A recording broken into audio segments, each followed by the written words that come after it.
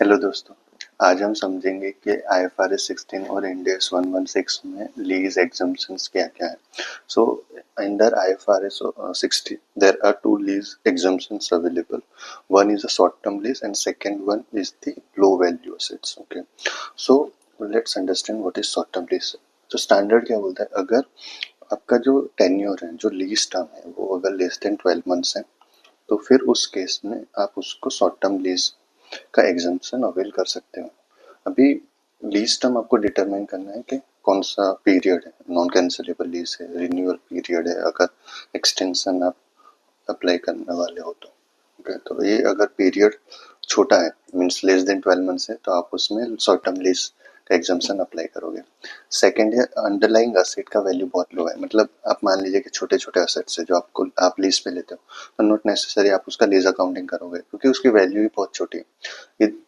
यहाँ पे एक चीज इम्पोर्टेंट है कि आप जो लो वैल्यू असेट है ना, वो एग्जम्पशन एक्चुअली अंडरलाइंग असेट की वैल्यू डिफाइन करता है।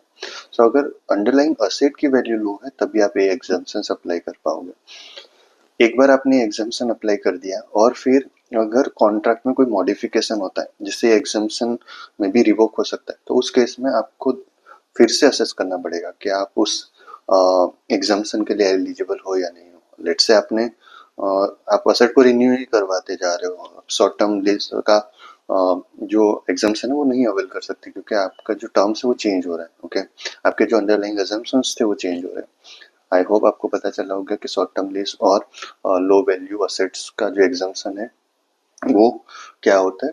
अभी इधर है ना, सब लोग एक चीज में बहुत कंफ्यूज होते हैं, वो है कि जो वैल्यू है ना, लो वैल्यू लीज, उसमें वो लोग समझते हैं कि जो लीज का वैल्यू है ना वो लो वैल्यू होना चाहिए। नहीं, ऐसा नहीं। एग्जम्पशन है कि अंडरलाइंग असेट जो आप लीज के अंदर ले रहे हो उसका वैल्यू लो होना चाहिए। एंड सेकंड जो एरर होता है वो होता है कि रीअसेसिंग द एग्जम्पशंस। सो हमेशा जब भी कॉन्ट्रैक्ट में कोई चेंज होगा तो आपको उसको रीअसेस करना ही पड़ेगा। ठीक है, ये रिक्वायरमेंट है।